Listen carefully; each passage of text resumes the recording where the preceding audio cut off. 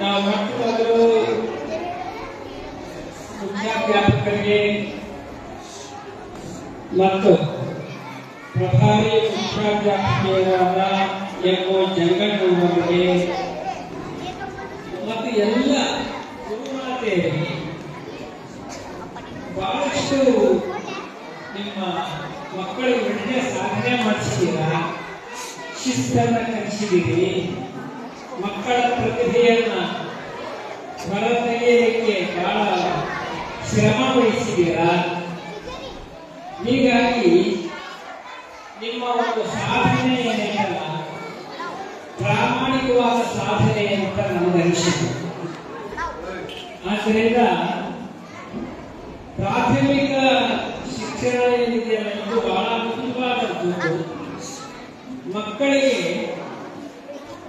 ತಿದ್ದುವ ಕೆಲಸ, ತೀಡುವ ಕೆಲಸ ಇದು ಪ್ರಾಥಮಿಕ ಶಾಲೆಯಲ್ಲಿ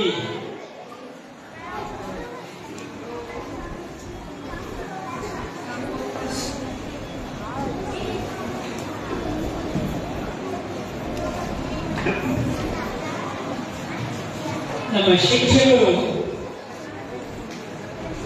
ಗುರುಮಾತೆಯರು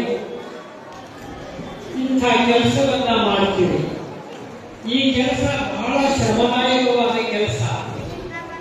ಮಕ್ಕಳನ್ನು ಸುಮ್ಮನೆ ಕುಂದಿರಿಸೋದ್ರಿಂದ ಹಿಡಿದು ಈಗ ನೋಡ್ರಿ, ನಮ್ಮ ಬಡಿಗೆಯವರು ಇಷ್ಟು ಚೆನ್ನಾಗಿ ಕಾರ್ಯಕ್ರಮ ನಡೆಯುತ್ತೆ. ನಮ್ಮ ವಿದ್ಯಾರ್ಥಿಗಳು ಅವನ್ನೆಲ್ಲ ಸುಮ್ಮನೆ ಕುಂದಿರಿಸೋ ಕೆಲಸ ಮೊದಲಾಗಬೇಕಾಗ್ತದೆ. ಅದಕ್ಕೆ ನಮ್ಮ ಬಡಿಗೆಯವರು ದೈಹಿಕ ಶಿಕ್ಷಕರು ಬಹಳ ಚೆನ್ನಾಗಿ ಮಕ್ಕಳನ್ನ ಶಿಸ್ತಿನಿಂದ ಕುಂದಿರಿಸಿದ್ದಾರೆ, ಮಕ್ಕಳಿಗೆ ಶಿಸ್ತನ್ನು ಚೆನ್ನಾಗಿ ಕಲಿಸಿದ್ದಾರೆ. ಹೀಗಾಗಿ ಅವರು ತುಂಬಾ ಕುಂದಿರಿಸೋದ್ರಿಂದ ಹಿಡಿದು ಅವರಿಗೆ ಪಾಠವನ್ನ ಕಲಿಸೋದು, ಅವರಲ್ಲಿರ್ತಕ್ಕಂಥ ಸಾಂಸ್ಕೃತಿಕ ಪ್ರತಿಭೆ ಮತ್ತು ಅನುಕರಣೆಯ ಪ್ರತಿಭೆ ಇದೆಲ್ಲದನ್ನು ಕಲಿಸೋದು ಗುರುಮಾತೆಯವರು ನೀವೆಲ್ಲ ಮಾಡಿದ್ದೀರ. ಹಾಗಾಗಿ ನನಗೆ ಬಹಳ ಖುಷಿ ಆಗ್ತಿದೆ.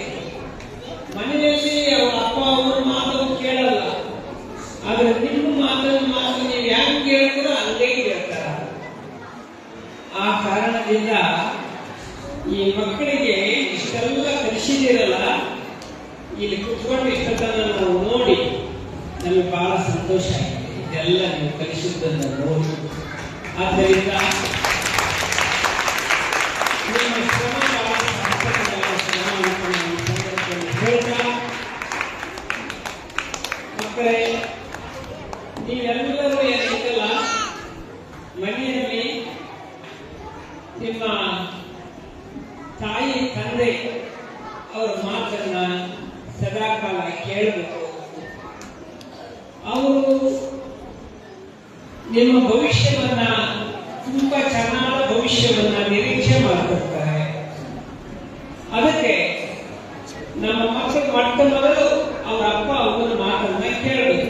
ಅವೇನ್ ಹೇಳ್ತಾರೆ ಆ ಮಾತನ್ನ ಕೇಳಿದ್ರೆ ನಿಮ್ಗೆ ಒಳ್ಳೇದಾಗುತ್ತೆ. ಮನೆಯಲ್ಲಿ ಯವ್ವ ಹೇಳ್ತಾಳೆ, ಮಗ ಒಂದು ಸ್ವಲ್ಪ ಕಸ ಹುಡುಗು ಅಂತೇಳಿ. ಎಷ್ಟು ಜನ ಕಸ ಹುಡುಕ್ತೀರಿ?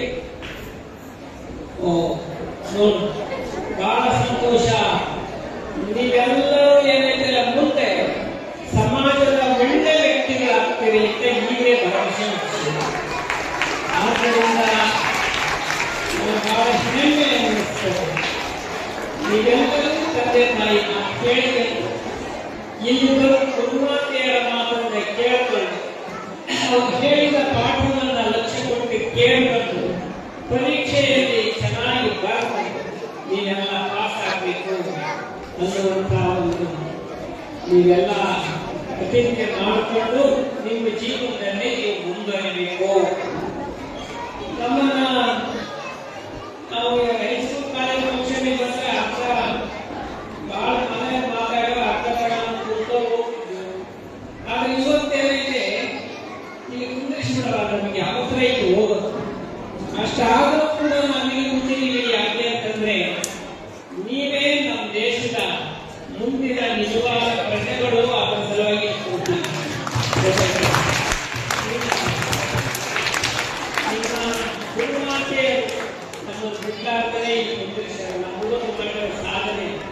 ಜನ ನೋಡೋರಿ ಅಂತೇಳಿ ಉದ್ದೇಶ.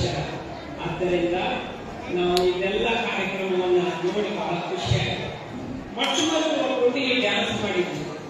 ಅವಳ ಹೆಸರು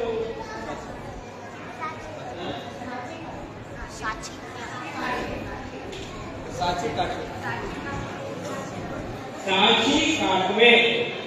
ಹಾಗೆ ಬಹಳ ಚೆನ್ನಾಗಿ ಡ್ಯಾನ್ಸ್ ಮಾಡಿದ್ರು. ಡ್ಯಾನ್ಸ್ ಮುಗಿಸಿ ಹೋಗುವಾಗ ಆಕೆ ನಮಗೆ ಬಂದು ನಮಸ್ಕಾರ ಮಾಡಿದ್ರು. ನಮಗೆ ನಮಸ್ಕಾರ ಮಾಡೋದು ಸಹಜ ಇದೆ, ರೂಢಿ ಇರುತ್ತದೆ. ಗುರುಗಳು ಅದಕ್ಕೆ ನಮಸ್ಕಾರ ಮಾಡಬೇಕು ಮಾಡ್ತಾರೆ. ಆಮೇಲೆ ನಮ್ಮ ಡೈರೆಕ್ಟರ್ ಲಿಂಗರಾಜ ಅಂಗಡಿಯವರಿಗೆ ನಮಸ್ಕಾರ ಮಾಡಕ್ ಹೋದ್ರು. ಅವಾಗ ಅವ್ರೇನಿದ್ರು ಬೇಡ, ನಾನು ನಮಸ್ಕಾರ ಮಾಡಬೇಡ ಅಂತ ಹೇಳಿ. ಆಕೆ ಏನ್ ಹೇಳಿದ್ರು ಅಂದ್ರೆ, ಇಲ್ಲ ಅಪ್ಪಾಜಿ, ನಂದು ಕೊನೆ ವರ್ಷ ಇದು, ಅದಕ್ಕೆ ನಮಸ್ಕಾರ ಮಾಡಿ ಹೋಗ್ತೀನಿ ಅಂತಂದ್ರೆ.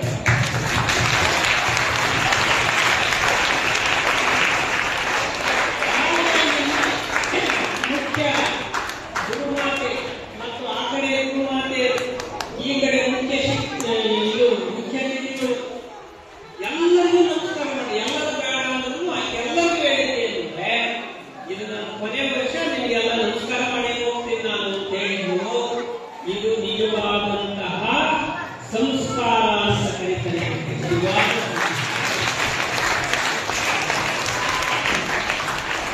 ಆ ಹುಡುಗಿ ಎಷ್ಟು ಮನೆಯಲ್ಲಿ ಸಂಸ್ಕೃತಿಯಾಗಿ ರೂಢಿಸಿಕೊಂಡಿರಬೇಕು, ಆಕೆ ಎಷ್ಟು ಚೆನ್ನಾಗಿ ಸಂಸ್ಕಾರವನ್ನ ತನ್ನ ಬದುಕಿನಲ್ಲಿ ರೂಢಿಸಿಕೊಂಡಿರಬೇಕು. ಬಹಳ ಖುಷಿ ಆಗ್ತದೆ ನನಗೆ. ಮಕ್ಕಳಿಗೆ ಬರೇ ಶಿಕ್ಷಣ ಕಲಿಯೋದು ಅಷ್ಟೇ ಮುಖ್ಯ ಅಲ್ಲ, ಅದರ ಜೊತೆಗೆ ಧರ್ಮ, ನೀತಿ, ಸಂಸ್ಕಾರ ಇದನ್ನು ಕೂಡ ಕಲಿಬೇಕು. ಆ ಮಕ್ಕಳಿಗೆ ಇದೆಲ್ಲ ನಮ್ಮ ಕುಮಾರ್ತೆಯರು ಕಲಿಸಿದಾರಲ್ಲಪ್ಪ, ಇದೆಲ್ಲ ಅದಕ್ಕೆ ನಮಗೆ ಬಹಳ ಹೆಮ್ಮೆಯಾಗಿದೆ. ಇದೇ ರೀತಿ ನಮ್ಮ ಪ್ರಾಥಮಿಕ ವಿಭಾಗದ ಎಲ್ಲ ಗುರುಮಾತೆಯರ ಶ್ರಮ ಸಾರ್ಥಕವಾಯಿತು. ಈಗ ಕಲಿತಂತ ವಿದ್ಯಾರ್ಥಿಗಳು ಕೂಡ ಬಹಳ ಒಳ್ಳೆಯ ವಿದ್ಯಾರ್ಥಿಗಳು ನೀವೆಲ್ಲ ತೋರಿಸಿಕೊಟ್ಟಿದ್ದೀರಿ ಅಂತ ಹೇಳ್ತಾ, ಇನ್ನು ಮುಂದೆ ಎಲ್ಲ ಪ್ರೈಸ್ ತಗೊಳ್ತೀರಾ. ನಮ್ಮ ಮುಖ್ಯ ಅತಿಥಿಗಳು, ನಮ್ಮ ಡೈರೆಕ್ಟರು ಎಲ್ಲರೂ ಪ್ರೈಸ್ ಕೊಡ್ತಾರೆ. ನಾವು ಮುಂದೆ ಹೋಗಿರೋದ್ರಿಂದ ಈ ಎರಡು ಮಾತುಗಳನ್ನು ಹೇಳಿ ನಿಮ್ಗೆಲ್ಲರಿಗೂ ಗುರುಸಿದ್ದೇಶ್ವರ ಆಶೀರ್ವಾದ ಇರಲಿ ಅಂತ ಹಾರೈಸಿ ನಮ್ಮ ಆಶೀರ್ವಚನಕ್ಕೆ ಮಂಗಲವನ್ನು ಹೇಳ್ತಾ ಇದ್ದೇವೆ.